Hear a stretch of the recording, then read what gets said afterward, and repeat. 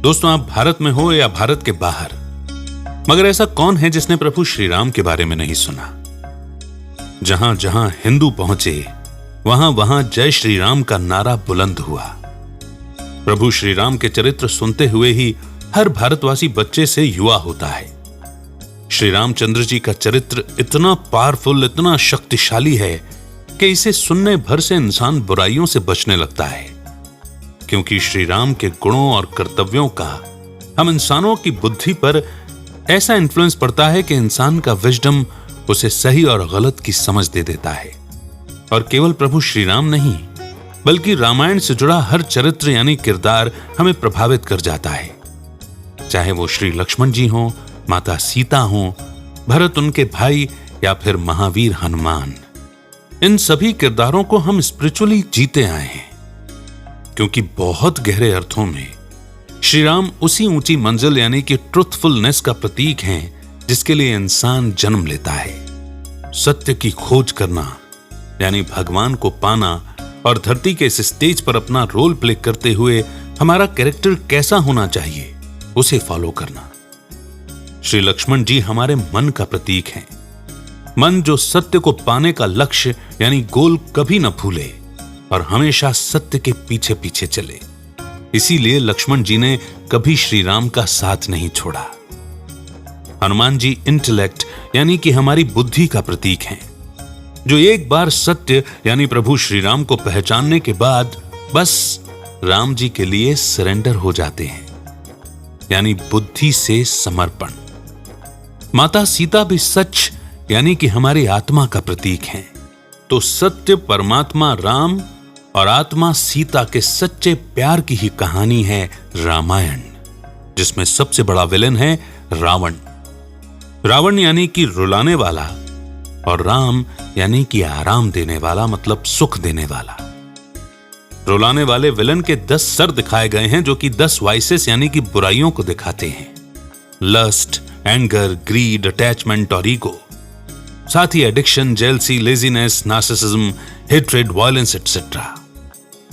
यही वो वॉइसेस हैं जो इंसान को रुला रही हैं। इंसान चाहे खुद को या फिर एक दूसरे को इन्हीं बुराइयों के वश में होकर रुला रहा है।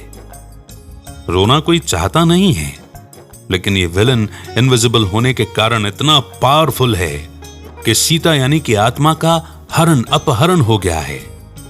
मन नागपाश में बंधा है यानी कि अट्रैक्शन के कारण बेहोश है, और सिवाय राम के यानी भगवान के द्वारा सिखाई गई अच्छाई के रावण को कोई नहीं मार सकता, संजीवनी बूटी ला नहीं सकता। और रामायण ही वो संजीवनी बूटी है जो इन बुराइयों से बचा सकती है। इसीलिए रामायण हर घर में पढ़ी जाती है। और यही वजह है कि भारत में हर गांव, शहर, मोहल्ले, समाज में रामलीला भी ऑर्गेनाइज की जाती है, स्टेज पर इनेक्ट की जाती है। हर दौर में रामायण पर फिल्में बनी, टीवी सीरियल्स बने और आज भी बन रहे हैं। मगर सोचिए, जबकि आज हर ओर करप्शन है, हर कोई एक दूसरे पर मॉरल वैल्यूज न होने के इल्जाम लगा रहा होता है। ऐसा भी कहा जाता है कि आज की जनरेशन को श्री राम या रामायण के बारे में बिल्कुल भी नहीं पता। मगर ऐसे में भी जब भी हमारी बॉलीवुड इंडस्ट्री ने श्री राम, रामायण या रामलीला के नाम पर कोई भी छेड़छाड़ करने की कोशिश की, तब लोगों ने उसे बर्दाश्त नहीं किया। और वो लोग जो हर जनरेशन से बिलोंग करते थे, फिर चाहे वो संजय लीला भंसाली की फिल्म हो या फिर मनोज मुंतशिर के द्वारा लिखे गए आदि पुरुष के डायलॉग्स। गीगल टीम यहां पर्सनली किसी को पिन पॉइंट नहीं कर रही है, मगर इन एग्जाम्पल्स को केवल रेफरेंस के तौर पर लिया गया है जो हमने ऑब्जर्व किए हैं। तो दोस्तों, इस बार हमने सोचा कि क्यों ना रामायण को गीगल फैमिली तक उसके ओरिजिनल फॉर्म में पहुंचाया जाए। इसीलिए हमने रामलीला को आपके बीच में लाने का डिसीजन लिया। हम बात कर रहे हैं महाकाव्य रामायण की। हमने वाल्मीकि रामायण के मूल यानी कि ओरिजिनल संस्करण को सरल और समझने लायक भाषा में लिखने का और नैरेट करने का प्रयास किया है। हालांकि हम सभी इस बात को जानते हैं कि भारत के ओरिजिनल ग्रंथों को, किताबों को इन्वेडर्स ने कई बार खत्म करने की कोशिश की है, लेकिन फिर भी हमारे ऋषि मुनियों, विद्वानों और दार्शनिकों ने आने वाली पीढ़ी के लिए उसे जैसे तैसे बचा करके रखा और फिर से लिखा। और इसलिए अब यह हमारी जिम्मेदारी है कि हम उनके इस महान कार्य का रिस्पेक्ट करते हुए हमारे महाकाव्यों को पढ़ें, समझें और इन्हें जीवन में उतारें। दोस्तों, यह भी आयरनी है कि हमारे स्कूल कॉलेज के सिलेबस में हमें इन्वेडर्स का, बाहर से आए रूलर्स का इतिहास तो पढ़ने को मिल जाता है, लेकिन हमारे ही महान पूर्वजों का और जिन पर हम प्राउड कर सकते हैं ऐसी हिस्ट्री और खासकर रामायण और गीता जैसे महाग्रंथों को नहीं पढ़ाया जाता। इसी कमी को पूरा करने के लिए गीगल आपके लिए वाल्मीकि रामायण का अवेलेबल ओरिजिनल संस्करण बेहद इजी और इंटरेस्टिंग भाषा में लेकर के आया है। इस महाकाव्य को शुरू करने से पहले इसके बारे में कुछ और बातों को जानते हैं। रामायण मर्यादा पुरुषोत्तम भगवान श्री राम के जीवन पर लिखा गया ग्रंथ है। रामायण को इस पृथ्वी का आदि काव्य भी कहा जाता है, क्योंकि माना जाता है कि यह इस धरती पर कविता के रूप में लिखा गया सबसे पहला ग्रंथ है। और इसकी रचना करने वाले यानी कि इसे लिखने वाले महर्षि वाल्मीकि को आदि कवि के रूप में जाना जाता है। आदि यानी पहले पहले। उनके द्वारा रचित रामायण को वाल्मीकि रामायण भी कहा जाता है। महर्षि वाल्मीकि ने रामायण की रचना प्रभु श्री राम के जीवन काल में ही की थी, यानी उनके होते हुए। इसके बाद मिडिल एज यानी कि मध्यकाल में प्रसिद्ध कवि गोस्वामी तुलसीदास जी ने भी रामायण की रचना की थी, जो रामचरितमानस के रूप में जानी जाती है। महर्षि वाल्मीकि द्वारा रचित आदि काव्य रामायण संस्कृत भाषा में लिखी गई है। वहीं बाबा तुलसीदास ने इसे जनमानस तक पहुंचाने के उद्देश्य से लोक भाषा यानी कि रीजनल लैंग्वेज अवधी और भोजपुरी में लिखा था। 15वीं सदी के महान कवि कबीरदास जी, जो कि निर्गुण उपासक थे, उन्होंने प्रभु श्री राम और निराकार राम के बीच के अंतर को समझाने के लिए बड़े ही सुंदर रूप में लिखा। एक राम दशरथ का बेटा, एक राम घटघट में बैठा, एक राम का जगत पसारा, एक राम इन सब से न्यारा। एक राम दशरथ का बेटा यानी श्री रामचंद्र जी, जिनके ऊपर रामायण काव्य ग्रंथ लिखा गया। एक राम घटघट में बैठा यानी कि हर तन में बैठी आत्मा राम। एक राम वह जिसने इस जगत का विस्तार किया, और एक राम इन सबसे डिटैच्ड, सबसे न्यारा, अप्रतिम, जिसके जैसा कोई नहीं, यानी निराकार। यानी कि हर सेंचुरी में हमारे कवियों और संतों ने प्रभु श्री राम के जीवन को जन जन तक पहुंचाने का प्रयास तो किया है, और यही एक प्रयास गीगल का भी है कि आज की यंग जनरेशन को भारत के मूल ग्रंथों को सरल भाषा में समझने और पढ़ने का मौका मिले। बताया जाता है कि रामायण की रचना करने से पहले आदि कवि महर्षि वाल्मीकि एक डकैत हुआ करते थे। जी हां, डाकू, जिन्हें रत्नाकर डाकू के नाम से जाना जाता था। ये मान्यता है कि एक बार नारद मुनि एक जंगल से जा रहे थे। उसी समय रत्नाकर डाकू ने उन्हें बंदी बना लिया लूटने के लिए। तो इस पर नारद मुनि ने रत्नाकर से कहा कि ये जो तुम लूट, डकैती और हत्या जैसे पाप कर्म कर रहे हो, क्या इसमें तुम्हारे परिवार के मेंबर्स और साथी भी भागीदार बनेंगे? रत्नाकर को अपने साथियों और परिवार पर पूरा विश्वास था कि वो भी इस एक्ट में और उसका जो भी रिजल्ट मिलेगा उसके पार्टनर बनेंगे। तो नारद मुनि ने कहा कि एक काम करो, सबसे पूछ कर तो आओ, मैं तो कहीं नहीं जा रहा। तब रत्नाकर के पूछने पर घर के एक एक मेंबर और सभी साथियों ने कहा कि नहीं भाई, तुम्हारे पाप के भागीदार तो तुम स्वयं बनोगे, तुम ही भोगोगे। और यह सुनते ही रत्नाकर को बहुत बड़ा झटका लगा कि मैं जिनके लिए कर रहा हूं वही मेरे कर्म भोगने में मेरे साथी नहीं बनेंगे। और फिर उनके मन से संसार के प्रति मोह समाप्त हो गया, और यहीं से उनके महर्षि वाल्मीकि बनने का रास्ता खुला। उन्होंने नारद मुनि से अपने पाप कर्मों के प्रायश्चित का उपाय पूछा, जिस पर नारद मुनि ने रत्नाकर को राम नाम का मंत्र दिया। लेकिन रत्नाकर के मुंह से राम नाम निकल ही नहीं रहा था, क्योंकि जब भी रत्नाकर बार बार राम बोलते तो वो मरा मरा इस तरह का साउंड कर रहा था। रत्नाकर ने नारद मुनि को याद किया और अपनी समस्या बताई। तब नारद मुनि ने उपाय बताया कि तुम एक काम करो, राम नाम का उल्टा मरा मरा का जाप करो। रत्नाकर ने वहीं जंगल में मरा मरा का जाप शुरू कर दिया।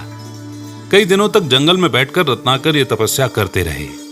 वो इस तपस्या में इतने लीन हो गए, यानी कि मगन हो गए, कि उनके शरीर पर दीमक ने अपना घर बना लिया।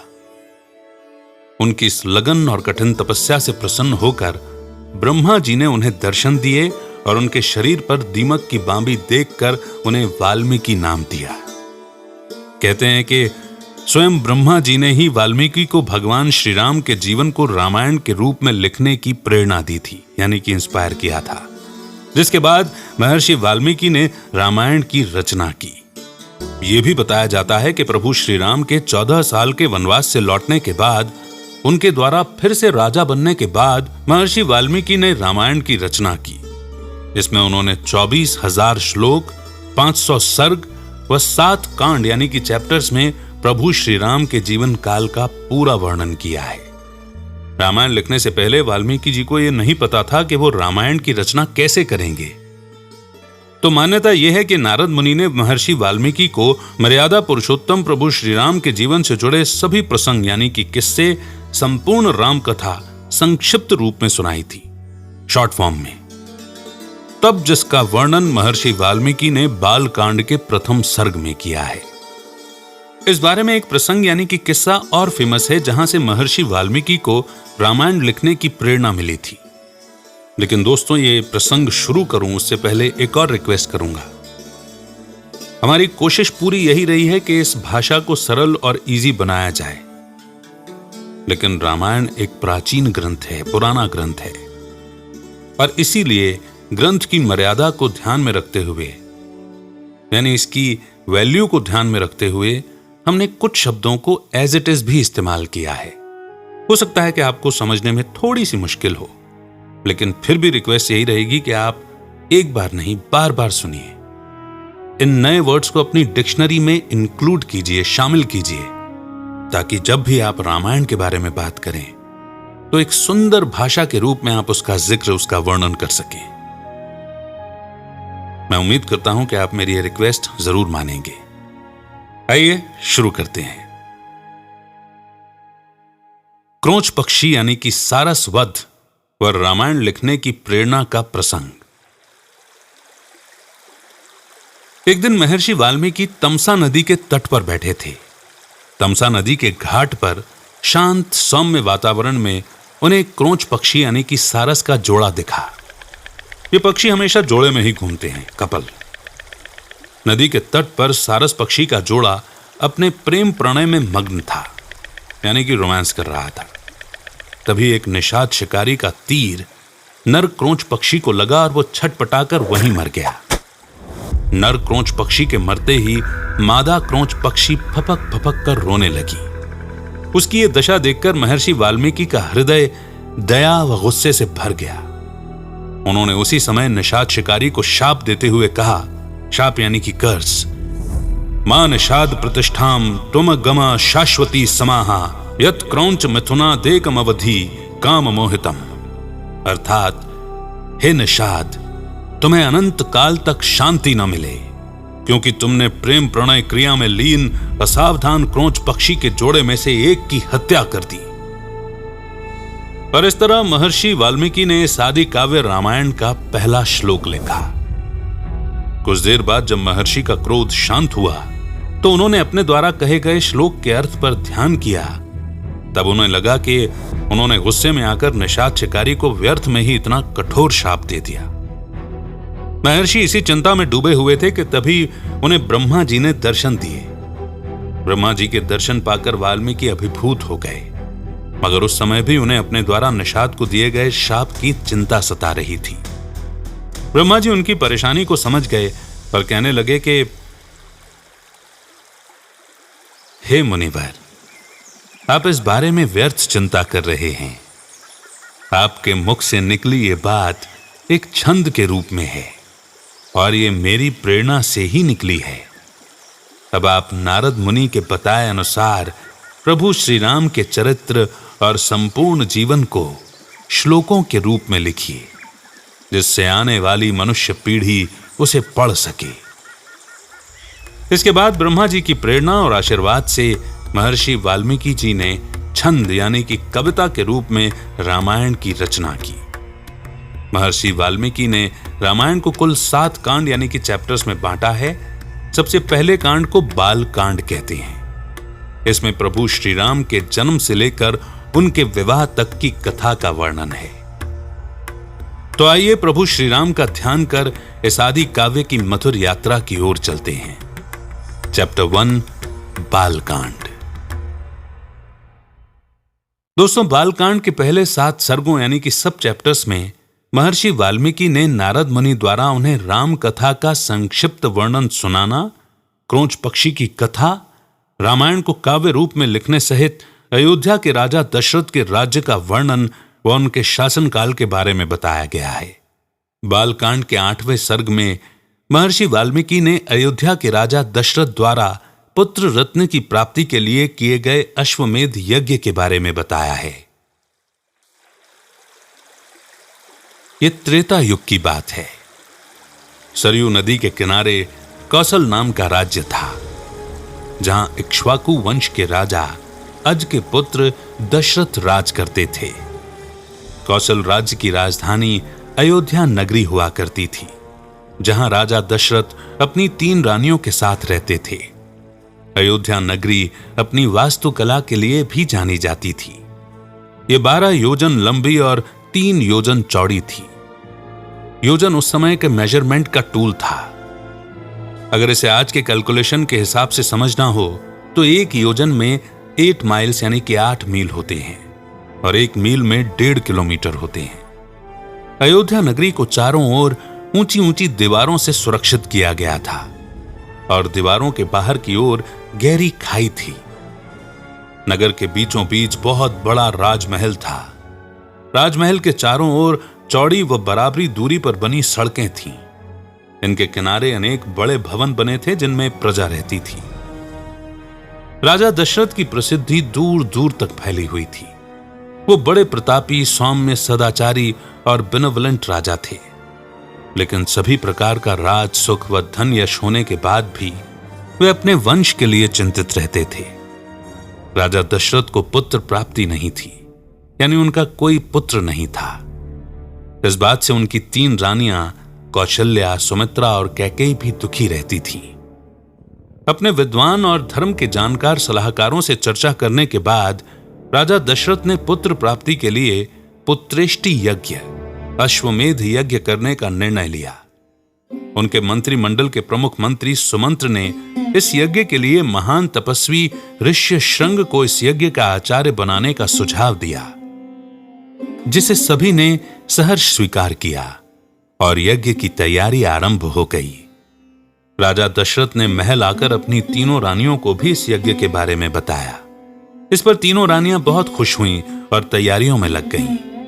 इधर प्रमुख मंत्री सुमंत्र राजा दशरथ को सलाह देते हैं कि यज्ञ को बिना किसी बाधा के पूरा करने के लिए उन्हें स्वयं महान तपस्वी ऋष्यशृंग को इस यज्ञ के लिए आमंत्रित करना चाहिए।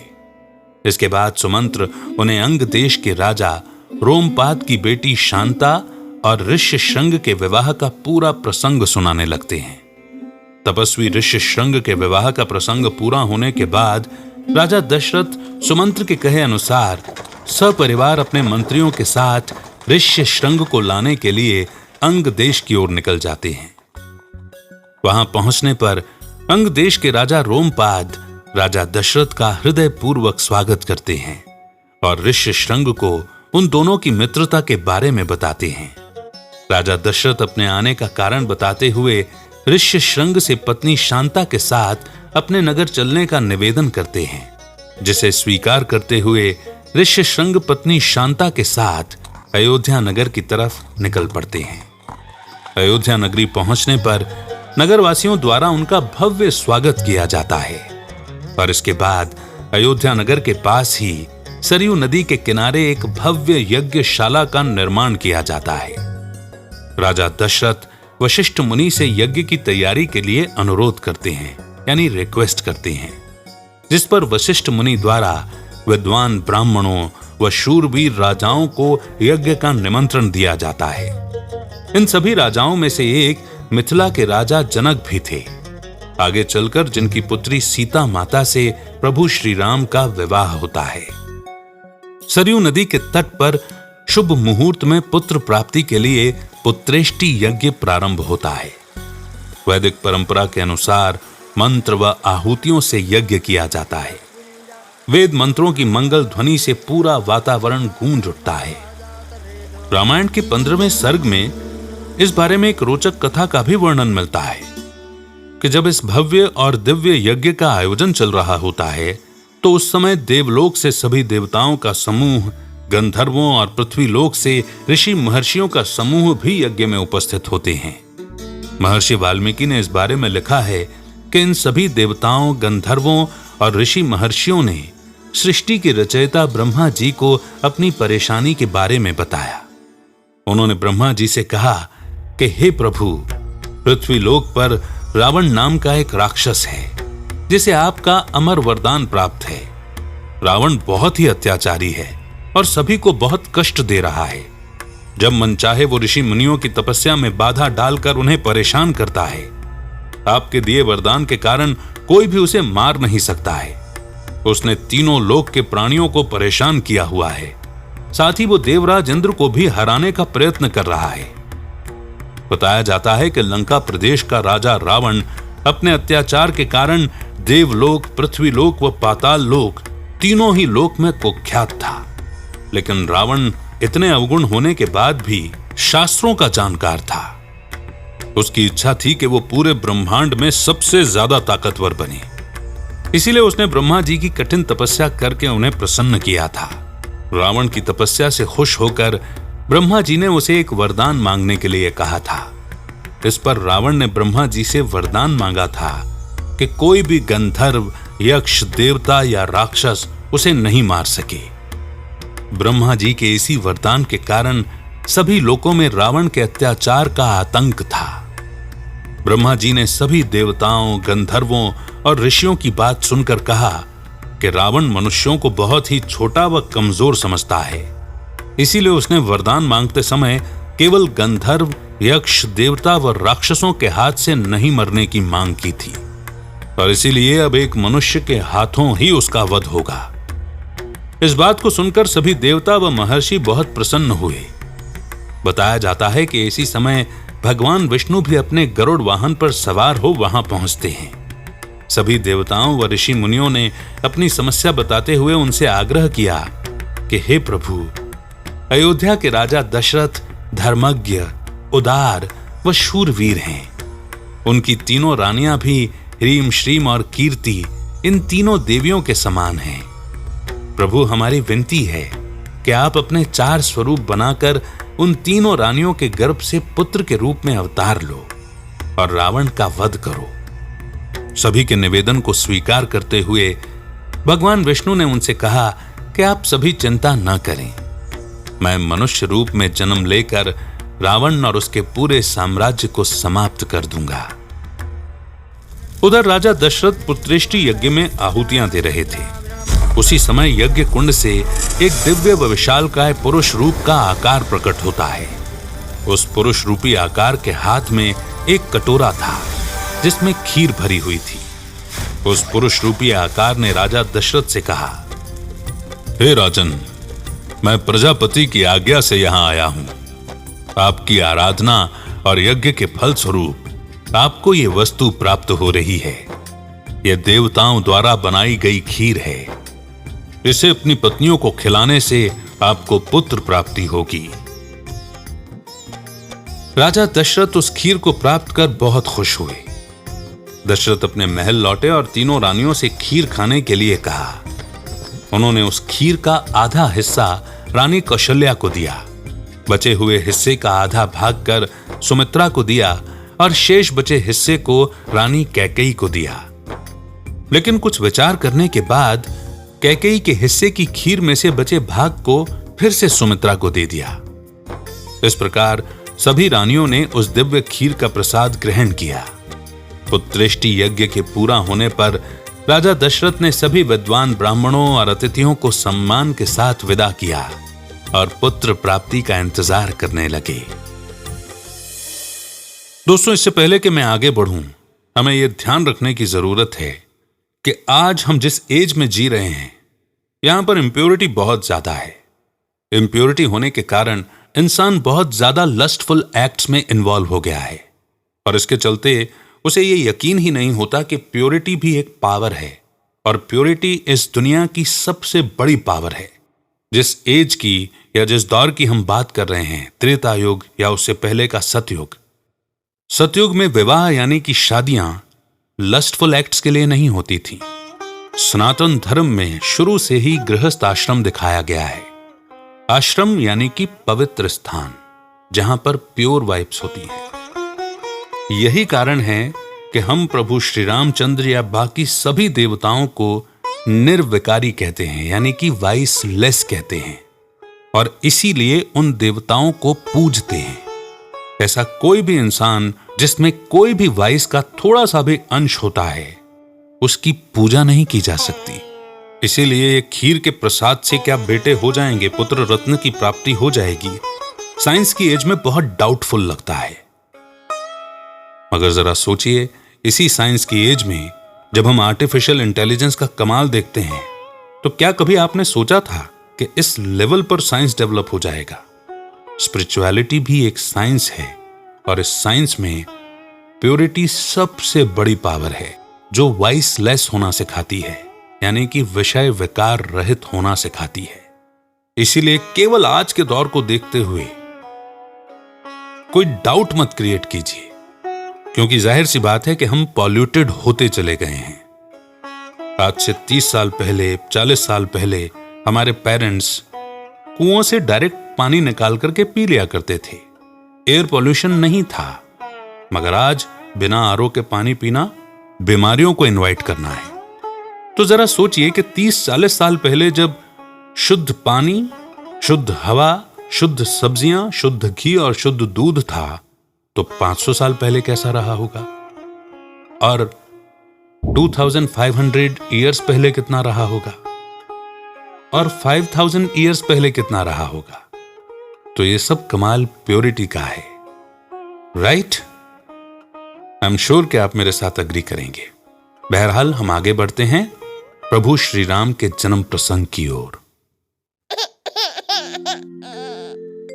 6 ऋतुएं बीतने के बाद चैत्र मास की शुक्ल पक्ष की 9वीं तिथि के दिन महारानी कौशल्या ने एक दिव्य बालक को जन्म दिया। महर्षि वाल्मीकि ने दिव्य बालक का वर्णन करते हुए लिखा कि विष्णु स्वरूप बालक का चेहरा सूरज के समान तेज से भरा हुआ था। आंखों में उगते सूर्य की लालिमा समान दिव्यता, लाल होंठ, बलवान काया यानी शरीर और धीर गंभीर भाव वाला था। उस बालक को देखते ही वहां उपस्थित हर कोई चकित रह गया। ऐसा दिव्य स्वरूप वाला बालक आज तक किसी ने नहीं देखा था। जो भी उस बालक को देखता, उसकी नजरें उस बालक से हटती नहीं थीं। इसी प्रकार रानी कैकेयी ने एक व रानी सुमित्रा ने 2 पुत्रों को जन्म दिया। 4 पुत्रों को पाकर राजा दशरथ समेत पूरी अयोध्या नगरी हर्षोल्लास से भर गई। पूरी अयोध्या नगरी में उत्सव जैसा माहौल हो गया। सभी महिलाएं मंगल गीत गाने लगी। सभी ओर ढोल नगाड़ों की गूंज व शंख की आवाज सुनाई देने लगी।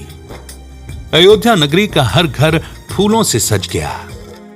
स्वर्ग लोक में भी अप्सराएं नृत्य करने लगीं और देवताओं ने भी देवलोक से फूलों की बरसात कर वीर बालकों का स्वागत किया। इन बालकों के जन्म के 11वें दिन नामकरण संस्कार हुआ। महर्षि वशिष्ठ ने चारों बालकों का नामकरण किया। महारानी कौशल्या के पुत्र व सबसे बड़े बालक का नाम रखा गया राम। दूसरी रानी कैकेयी के पुत्र का नाम भरत व सबसे छोटी रानी सुमित्रा के दोनों पुत्रों का नाम लक्ष्मण व शत्रुघ्न रखा गया। चारों बालक जन्म से ही तेजस्वी थे। धीरे धीरे बड़े होने पर गुरु वशिष्ठ ने ही उन्हें शस्त्र और शास्त्र मतलब धर्म और हथियार चलाने की शिक्षा दी। चारों भाइयों में प्रभु श्री राम अधिक तेजस्वी व सबके प्रिय थे। प्रभु श्री राम का बलशाली भुजाओं वाला शरीर और सूर्य के समान तेज से भरा शांत सुंदर चेहरा देखकर हर कोई दंग रह जाता था। छोटे भाई लक्ष्मण को भी राम से सबसे ज्यादा लगाव था। वो हमेशा उनकी सेवा में लगे रहते थे। राम भी लक्ष्मण से अधिक स्नेह रखते थे। लक्ष्मण के बिना राम खाना भी नहीं खाते थे। इसी प्रकार सबसे छोटे भाई शत्रुघ्न के प्रिय थे भरत। हालांकि चारों भाई साथ में मिलजुल कर रहते थे। बड़े होने पर चारों भाइयों को शिक्षा के लिए महर्षि वशिष्ठ के आश्रम में भेजा गया। वहां चारों भाइयों ने गुरु व ऋषियों से वेद, पुराण व धनुष विद्या की शिक्षा ली। चारों भाई वेदों व धनुष विद्या का अभ्यास करते व माता पिता, गुरु एवं सभी बड़ों का आदर और सम्मान करते थे। राजकुमारों ने थोड़े ही समय में वेद, पुराण, शस्त्र और राजनीति में योग्यता प्राप्त कर ली। धनुर्विद्या में भी वे कुशल हो गए। राजा दशरथ व तीनों रानियां अपने गुणी पुत्रों को देख खुशी से फूले नहीं समाते थे।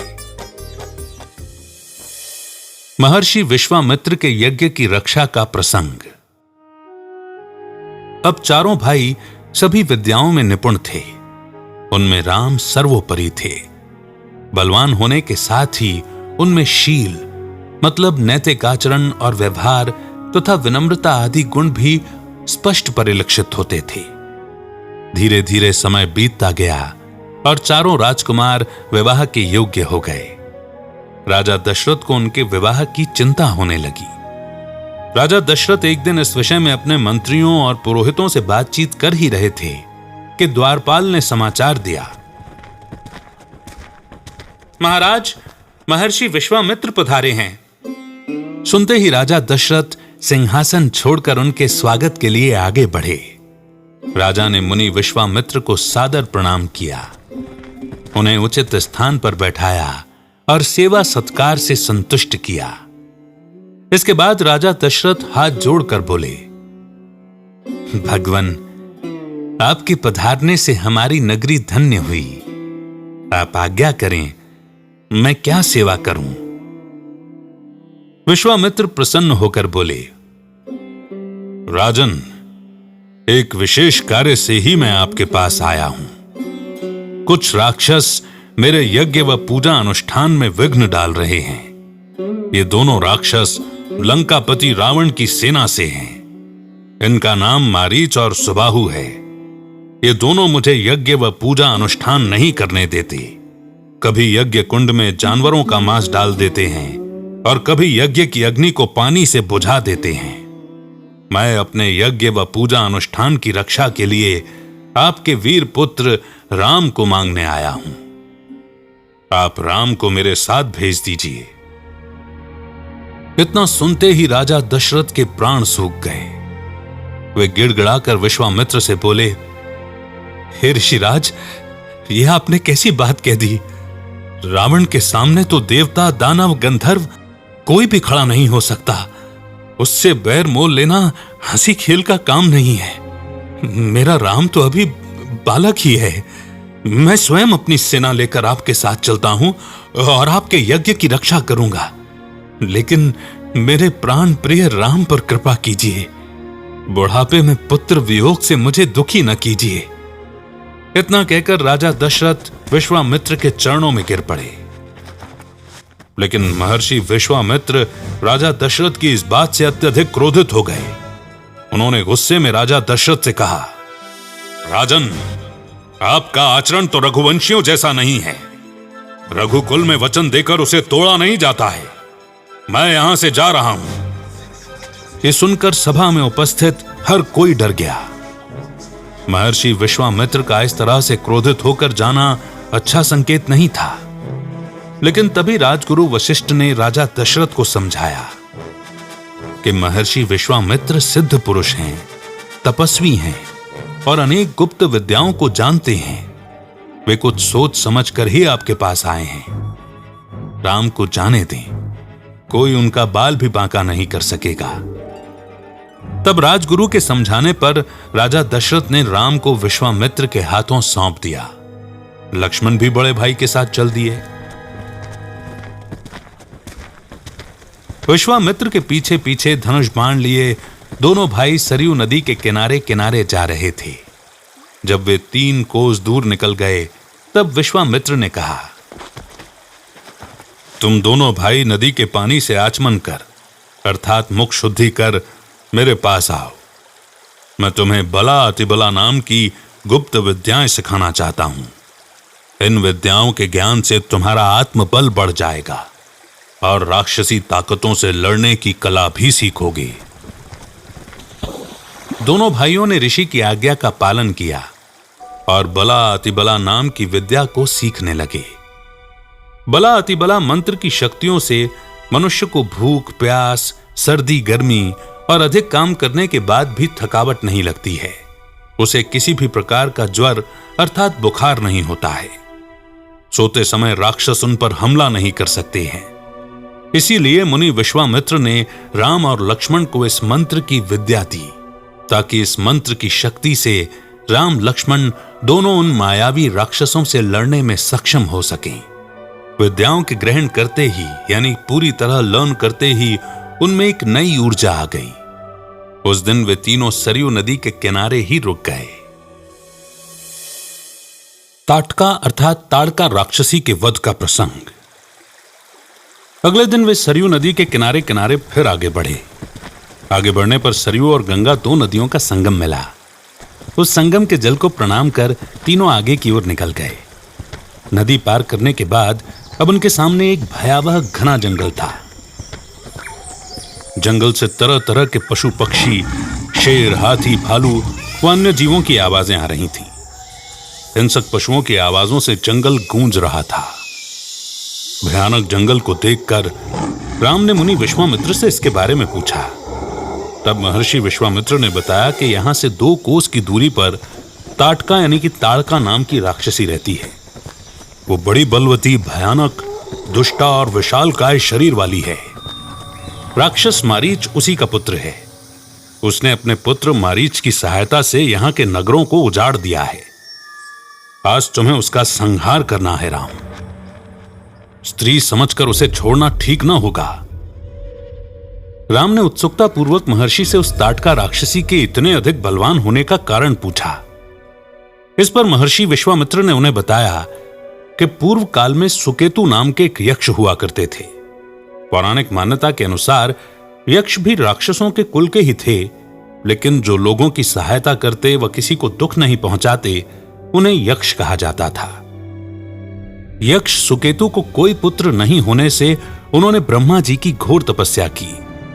सुकेतु की तपस्या से प्रसन्न होकर ब्रह्मा जी ने उसे वरदान के रूप में पुत्र देने के बदले एक कन्या दी, क्योंकि ब्रह्मा जी को पता था कि पुत्र प्राप्त होने पर यक्ष भी राक्षसी प्रवृत्ति का होकर लोगों को प्रताड़ित करेगा। कन्या के बड़े होने पर यक्ष सुकेतु ने उसका विवाह सुंद नाम के यक्ष से कर दिया। ब्रह्मा जी के वरदान के कारण ही बड़ी होने पर उस कन्या के शरीर में कई हाथियों के समान अपार बल आने लगा। लेकिन इसी बल के कारण धीरे धीरे दोनों यक्ष राक्षसी प्रवृत्ति की ओर जाने लगे। कुछ समय बाद उन दोनों को मारीच नाम का एक पुत्र हुआ। दोनों यक्ष अब ऋषियों के पूजा व अनुष्ठान में भी बाधा डालने लगे। एक बार दोनों ने महान ऋषि अगस्त्य के अनुष्ठान में बाधा डालने का प्रयास किया। इससे क्रोधित होकर अगस्त्य ऋषि ने श्राप देकर ताटका के पति सुंद को मार दिया और उनके पुत्र मारीच को राक्षस बना दिया। महर्षि विश्वामित्र ने राम को राजधर्म की सीख देते हुए कहा, हे राम, तुम इसे एक स्त्री समझकर इसे छोड़ मत देना। एक राजा का धर्म उसकी प्रजा की रक्षा करना है और उसके लिए यदि किसी स्त्री को मारना भी पड़े तो पीछे नहीं हटना चाहिए। तुम्हें किसी प्रकार की चिंता नहीं करनी चाहिए, क्योंकि ताटका एक पापी प्राणी है। उसमें धर्म के प्रति थोड़ी भी आस्था नहीं है, अतः उसका वध करना आवश्यक कर्म है। इसीलिए तुम मेरी आज्ञा से दया अथवा घृणा को त्याग कर इस राक्षसी को मार डालो। मुनि विश्वामित्र की बात सुनकर राम ने उत्तर दिया, गुरुदेव, मैं आपकी आज्ञा का निश्चित ही पालन करूंगा। ये कहकर उन्होंने अपने धनुष की डोरी जोर से खींचकर छोड़ दी। राम के धनुष की टंकार से चारों दिशाएं गूंज उठी। उस भयानक जंगल में एकाएक हलचल मच गई। महाराक्षसी ताड़का भी उसे सुनकर एक बार घबरा गई और फिर गरजती हुई दौड़ी। गुस्से से भरी ताटका राम के पास पहुंचकर बोली, बालक, तू कौन है और यहां इस भयानक जंगल में क्या कर रहा है? अगर तुझे अपने प्राण प्यारे हो तो यहां से चला जा, वरना मैं तुझे और तेरे साथियों को कच्चा चबा जाऊंगी। राम ताटका का भयानक रूप देखकर बिल्कुल भी डरे नहीं और कहा, हे दुष्ट राक्षसी, तुम यहां जंगल में तप कर रहे ऋषियों की पूजा में बाधा डालना छोड़कर यहां से भाग जाओ। यही तुम्हारे लिए सही होगा, नहीं तो आज मेरे हाथों तुम्हारा नाश निश्चित है। राम के निडर बोल सुनकर ताटका और भी गुस्से में आ गई और राम लक्ष्मण को अपने माया जाल में फंसाने के लिए धूल मिट्टी के बड़े बड़े बादल उड़ाने लगी और पत्थरों की बरसात करने लगी। राम ने अपनी धनुष विद्या और पराक्रम का परिचय देते हुए शब्द भेदी बाण, जो शत्रु की आवाज सुनकर वार करता है, चलाकर ताटका को घायल कर दिया। घायल राक्षसी ताटका और भी गुस्से में आ गई और अपने विशालकाय शरीर की बड़ी बाहें फैलाकर राम पर झपटी। राम ने अपने धनुष से चारों दिशाओं में बाण चलाकर उसे चारों ओर से बाणों से घेर लिया। फिर उसके हृदय में उन्होंने ऐसा बाण मारा कि वो अपने विशाल शरीर के साथ धरती पर गिर पड़ी। और इस प्रकार प्रभु श्री राम ने ताटका का वध किया। ताटका वध से पृथ्वी लोक सहित देवलोक में भी हर्ष छा गया। देवताओं ने आकाश से राम लक्ष्मण का जय घोष किया और फूलों की वर्षा से उनका अभिनंदन किया। इधर महर्षि विश्वामित्र भी राम के पराक्रम और युद्ध कौशल से अभिभूत हो गए और उन्होंने राम को आशीर्वाद दिया। राम के साहस से प्रसन्न होकर मुनि विश्वामित्र ने राम से कहा, हे रघुनंदन, तुमने इस राक्षसी को मारकर इस धरा पर उपकार किया है।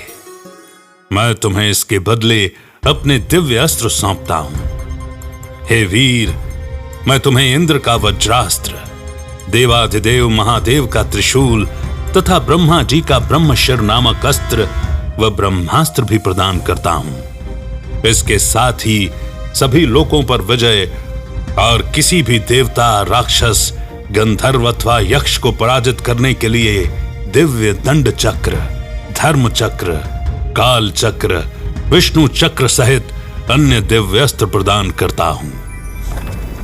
राम ने महर्षि विश्वामित्र को प्रणाम किया और उनके दिए दिव्य अस्त्रों को ग्रहण किया।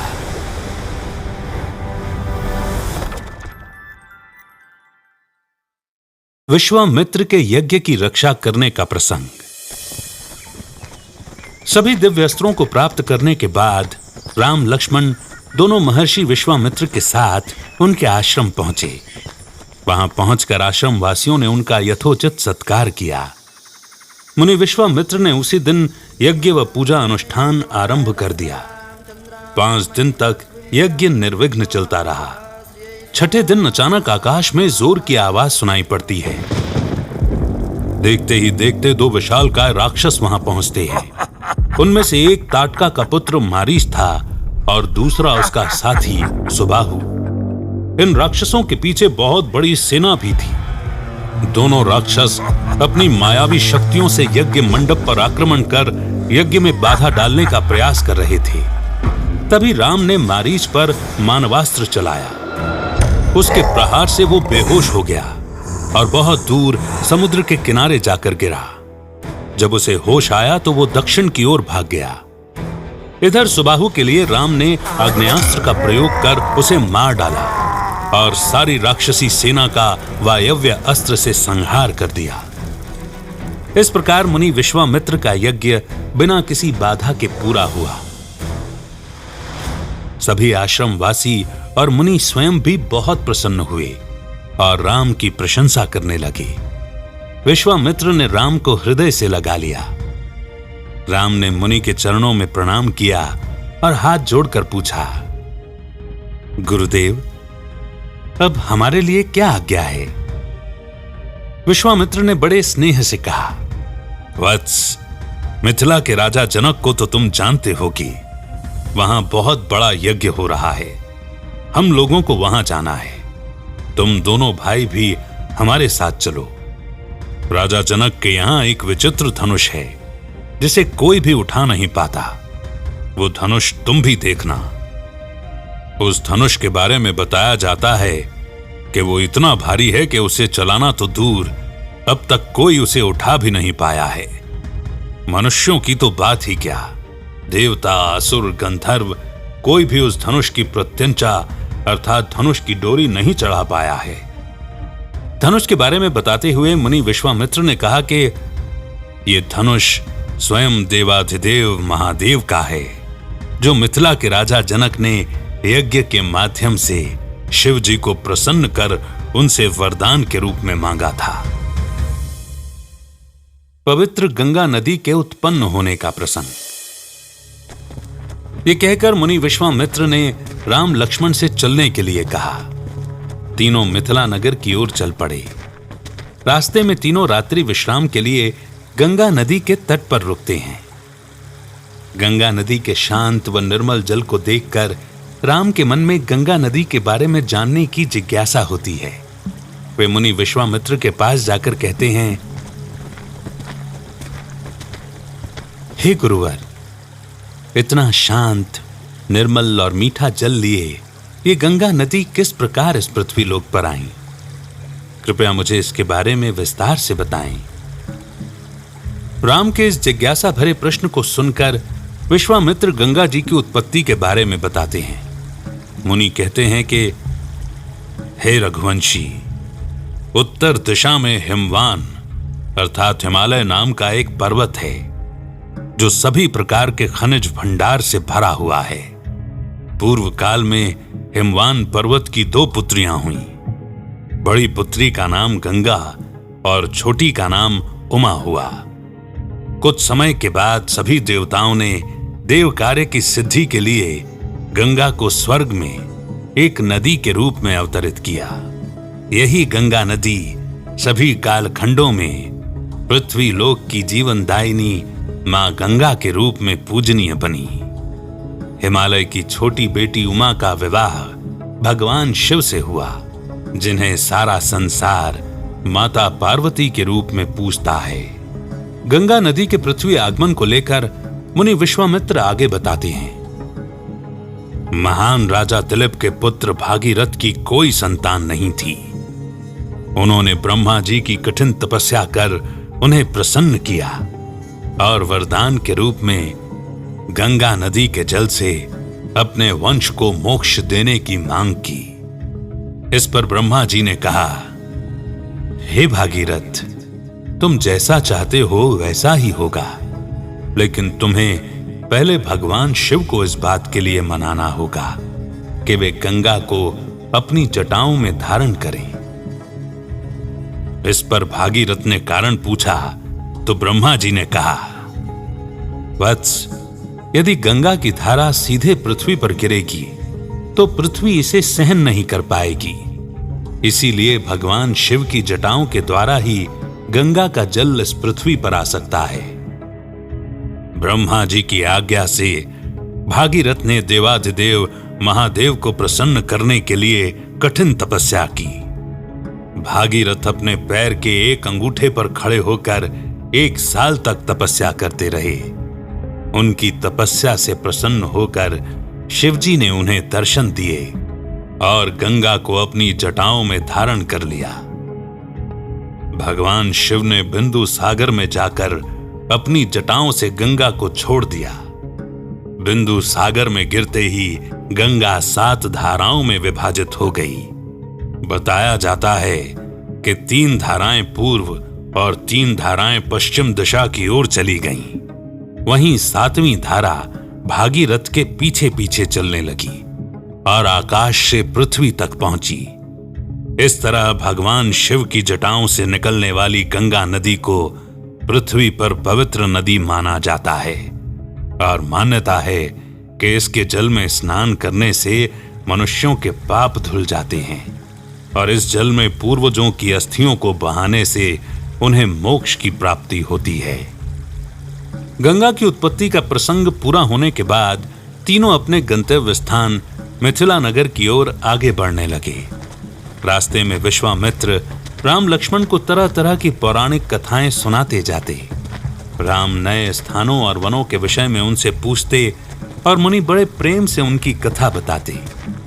सोन नदी को पार कर वे सब एक बड़े सुंदर प्रदेश में पहुंचे। राम ने उस देश के बारे में मुनि से पूछा। मुनि विश्वामित्र ने बताया, ये मेरा ही देश है। बहुत पहले मैं यहां का राजा था। इसी प्रसंग में उन्होंने अपने पूर्वजों के संबंध में भी राम लक्ष्मण को बताया। रात को विश्राम कर वे फिर आगे बढ़े। रास्ते में विश्वामित्र ने गंगा से भगवान शिव के पुत्र कार्तिक के जन्म का प्रसंग और समुद्र मंथन से निकले विष को पीकर भगवान शिव के हलाहल व नीलकंठ होने का प्रसंग भी सुनाया। राम का मिथिला नगर में प्रवेश व अहिल्या के उद्धार का प्रसंग।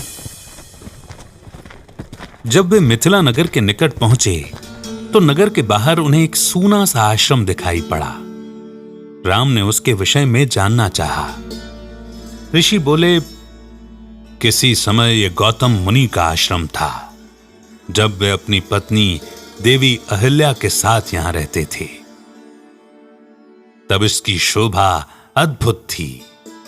देवता भी इस आश्रम की सुंदरता को एक टक निहारते थे। एक दिन गौतम ऋषि अपने आश्रम पर नहीं थे। इस मौके को देखकर देवराज इंद्र गौतम ऋषि के रूप में आए और आश्रम में घुस गए। भेष बदल कर आए इंद्र ने गौतम ऋषि की पत्नी अहिल्या के साथ प्रणय संबंध बना लिया। जब देवराज वहां से जाने लगे तभी गौतम ऋषि लौट आए।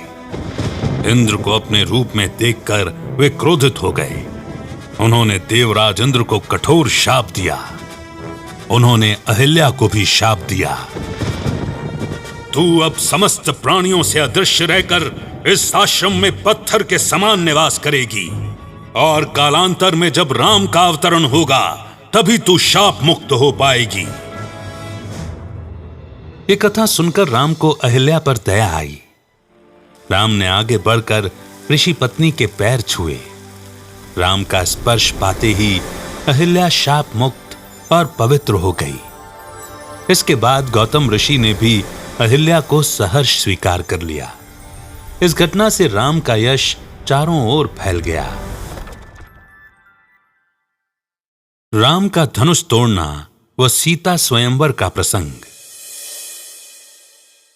अहिल्या के उद्धार के बाद तीनों मिथिला के महल की ओर बढ़ चले, जहां यज्ञ हो रहा था। राजा जनक को विश्वामित्र के आने का समाचार मिला।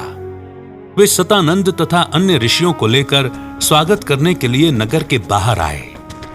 आते ही उन्होंने मुनि को आदर के साथ प्रणाम किया और कुशल समाचार पूछा। जब उनकी दृष्टि राम लक्ष्मण की ओर गई तब राजा जनक की आंखें खुली की खुली रह गईं। उन्होंने विश्वामित्र से पूछा, गुरुवर, ये सुंदर बालक कौन है? किस राजकुल के भूषण हैं? मेरे जैसा विरागी मन भी इन्हें देखकर इनकी ओर खिंचा चला जा रहा है। नगर में हर कोई राम लक्ष्मण को देखकर चकित था। दो तेजस्वी युवा, जिनके चौड़े कंधे और उन पर सुसज्जित तरीके से धनुष और तीर का होना हर किसी को आकर्षित कर रहा था। विश्वामित्र ने कहा, महाराज, ये कौशल प्रदेश के महाराजा दशरथ के पुत्र हैं। आपके सुनाब नाम के विशेष धनुष को दिखाने के लिए मैं इन्हें अपने साथ ले आया हूं। ये दोनों आपके उस विशेष धनुष के दर्शन कर लौट जाएंगे। इस पर राजा जनक ने मुनि से कहा, हे गुरुवर, इस धनुष को यहां इस सभा में रखना और बड़े बड़े शूरवीर राजाओं के यहां आने का कारण मैं आपको बताता हूं। ये सुनाब धनुष स्वयं देवाधिदेव महादेव का दिव्य अस्त्र है। इसे मेरे पूर्वज देवरात को स्वयं भगवान शिव ने दिया था। इस धनुष को उठाना और इस पर प्रत्यंचा चढ़ाना कोई खेल नहीं है। राजा जनक ने आगे बताया, मुनिवर, बहुत साल पहले मैं यज्ञ के लिए जमीन पर हल चलाकर उसे योग्य बना रहा था। तभी मेरा हल भूमि में एक वस्तु से टकराकर रुक गया। हल हटाकर देखा तो वहां एक छोटी सी कन्या थी। हल के द्वारा प्रकट हुई उस कन्या का नाम सीता रखा गया।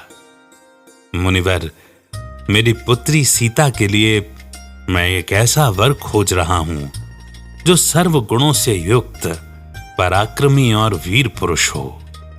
इसीलिए मैंने अपनी पुत्री सीता के लिए स्वयंवर का आयोजन भी रखा है। इस स्वयंवर की एकमात्र शर्त यही है कि जो भी वीर पुरुष भगवान शिव के विशेष धनुष सुनाभ को उठाकर उसकी प्रत्यंचा चढ़ा देगा, उसके साथ मैं अपनी पुत्री सीता का विवाह करूंगा। अगले दिन गुरु विश्वामित्र के साथ राम लक्ष्मण यज्ञशाला में गए। राजा जनक ने उन्हें आसन पर बिठाया और सेवकों को धनुष ले आने की आज्ञा दी। इस धनुष की व्याख्या करते हुए महर्षि वाल्मीकि ने लिखा कि यह धनुष लोहे के 8 पहियों वाले एक बड़े संदूक में रखा गया था। उसे बहुत से सेवक बड़ी कठिनाई से खींचकर सभा तक लाए थे। धनुष के आने पर राजा जनक बोले, मुनिवर, यही है भगवान शिव का सुनाभ धनुष। इसे देखकर आप अनुमान लगा सकते हैं कि इस भारी धनुष की प्रत्यंचा चढ़ाना तो दूर, आज तक कोई इसे उठा भी नहीं सका है। सीता के स्वयंवर की बात सुनकर अनेक राजा और देवता आए और लज्जित होकर चले गए। राजा जनक ने राम लक्ष्मण दोनों को सुनाभ धनुष देखने के लिए आमंत्रित किया। गुरु विश्वामित्र को प्रणाम कर राम धनुष के पास पहुंचे और उसे देखने लगे। राम ने विश्वामित्र से धनुष उठाने की आज्ञा ली और एक ही प्रयास में बड़े सहज रूप से एक खिलौने की तरह शिवजी के उस विशेष धनुष को उठा लिया। जैसे ही राम ने धनुष की डोरी खींचकर प्रत्यंचा चढ़ाने का प्रयास किया, वैसे ही वो दिव्य धनुष बीच में से टूटकर 2 हिस्सों में बट गया। धनुष के टूटते ही पृथ्वी लोक समेत स्वर्ग लोक व पाताल लोक में भी बिजली के गड़गड़ाने की भयंकर ध्वनि हुई। चारों ओर तेज ध्वनि के कंपन से पूरी पृथ्वी कांपने लगी। धनुष के टूटते ही सभा में उपस्थित सभी लोग चौंक गए और राम के पराक्रम के आगे नतमस्तक हो गए। राजा जनक के हर्ष का ठिकाना न रहा। राम के सौंदर्य और बल विक्रम को देखकर वे बोले, मुनिवर, आपकी कृपा से मुझे अपनी प्यारी बेटी के लिए मनचाहा वर मिल गया। अगर आपकी अनुमति मिल जाए तो मैं महाराज दशरथ के पास संदेश भेजकर बारात ले आने का निमंत्रण भेज दूं। इस पर विश्वामित्र ने राजा जनक को अनुमति देते हुए जल्दी ही इस शुभ कार्य को करने के लिए कहा। इस पर राजा जनक ने अपने प्रमुख मंत्रियों को अयोध्या जाने की आज्ञा दी और राजा दशरथ को अपना निमंत्रण देने के लिए कहा। राम जानकी विवाह का प्रसंग। राजा जनक के मंत्रियों द्वारा राम लक्ष्मण का समाचार पाकर राजा दशरथ बड़े आनंदित हुए। मंत्री धनुर्भंग की बात सुनकर तो उनके आनंद का ठिकाना न रहा। महल में जाकर उन्होंने ये समाचार तीनों रानियों को सुनाए। रानियां भी खुशी से फूली न समाईं। गुरु वशिष्ठ की आज्ञा लेकर राजा दशरथ बारात की तैयारी कराने लगे। पूरी अयोध्या नगरी में हर्षोल्लास का वातावरण था। हाथी, घोड़े और रथ सजने लगे। गुरु वशिष्ठ और राजा दशरथ दिव्य रथ के साथ आगे चल रहे थे। उनके पीछे तीनों रानियां व अन्य मंत्री भी अपने अपने रथों पर सवार थे। अति विशाल सेना सजे धजे हाथी घोड़ों के साथ बारात चल पड़ी और 5वें दिन मिथिला नगर जा पहुंची। राजा जनक ने नगर के बाहर आकर बारात का भव्य स्वागत किया। मिथिला की प्रजा भी सेवा और सत्कार में पीछे नहीं रही और सभी बारातियों का भव्य स्वागत सत्कार किया। महर्षि विश्वामित्र को जब राजा दशरथ के आने का समाचार मिला, तब वे दोनों राजकुमारों को लेकर राजा दशरथ के पास पहुंचे। दोनों पुत्रों को इतने समय बाद देखकर राजा दशरथ खुश हो गए। राम लक्ष्मण ने पिता के चरणों में प्रणाम किया। राजा दशरथ ने विश्वामित्र के चरण छुए और कहा, मुनिवर, आपकी कृपा से ही यह शुभ दिन मुझे देखने को मिला है। इधर राजा जनक की मिथिला नगरी दीपकों की रोशनी से जगमगा रही थी। एक एक घर, एक एक द्वार फूल मालाओं से सजा हुआ था। चारों ओर मंगल गीत सुनाई दे रहे थे। राजमार्ग और राजमहल में प्रजाजनों की अपार भीड़ थी। न केवल पृथ्वी लोक बल्कि देवलोक से सभी देवतागण इस विवाह के साक्षी बन रहे थे। विवाह मंडप हीरे मणियों व फूल मालाओं से सजा था।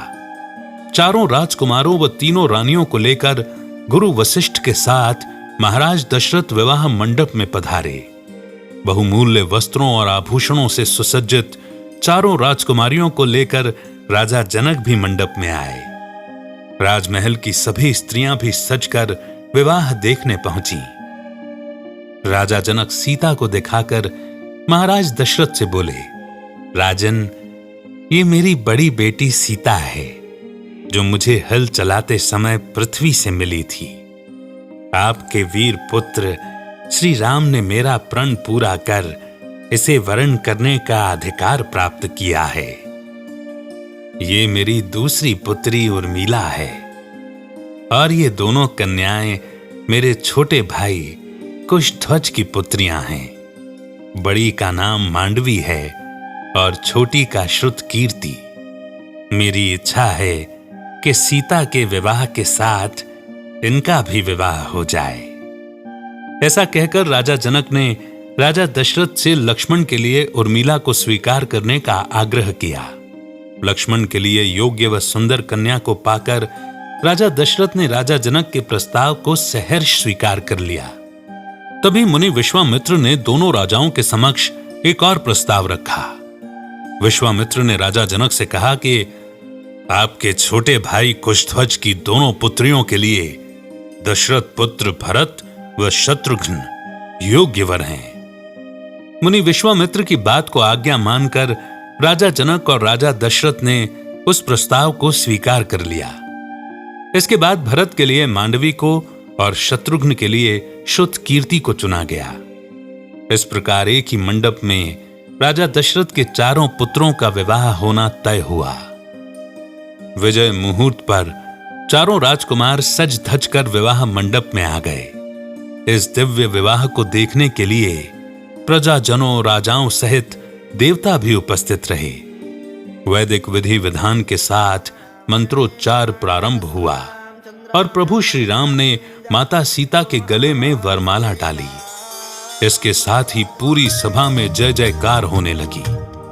सभी ने पुष्प वर्षा कर राम सीता को आशीर्वाद दिया। देवलोक में भी सभी देवताओं ने पुष्प वर्षा कर विवाहित जोड़े को आशीर्वाद दिया। एक एक कर शेष तीनों राजकुमारों का भी विधिवत विवाह संपन्न हुआ। परशुराम द्वारा राम को धनुष पर बाण चढ़ाने के लिए ललकारने का प्रसंग। कुछ दिन तक राजा जनक का आतिथ्य ग्रहण करने के बाद राजा दशरथ बारात के साथ अपने नगर को लौट चले। वहीं मुनि विश्वामित्र भी अपने आश्रम की ओर चले गए। राजा दशरथ मिथिला से कुछ दूर ही गए होंगे कि अचानक तेज आंधियां चलने लगी, धरती कांपने लगी और धूल का बादल चारों ओर फैल गया। सभी सैनिक व मंत्रीगण डर से कांपने लगे। श्री राम और राजा दशरथ ने देखा कि सामने से ब्राह्मण कुल के तपस्वी परशुराम आ रहे हैं। परशुराम की आंखों में अपार क्रोध व हाथों में फरसा और धनुष बाण था। उन्हें देखते ही अयोध्यावासी डर के मारे सहम गए और राजा दशरथ भी चिंता में आ गए। राजा दशरथ ने साहस का परिचय देते हुए परशुराम से बात करने का प्रयास किया, लेकिन क्रोधित परशुराम ने दशरथ की बातों को अनसुना करते हुए श्री राम को ललकारते हुए कहा, हे राम, तुमने जिस दिव्य शिव धनुष को तोड़ा है वो स्वयं विश्वकर्मा ने बनाया था। पूरे ब्रह्मांड में केवल 2 ही ऐसे धनुष बने थे। दूसरा वैष्णव धनुष है जो भगवान विष्णु को देवताओं ने दिया था। राजा दशरथ ने परशुराम से बड़ी अनुनय विनय की और राम पर अनुग्रह करने की प्रार्थना की। परशुराम ने दशरथ की बात सुनी अनसुनी कर दी और राम से फिर बोले, मैं तुम्हें चुनौती देता हूं, तुम इस वैष्णव धनुष पर एक बाण चढ़ाओ। यदि न चढ़ा सके तो तुम तत्काल मेरे फरसे से मारे जाओगे।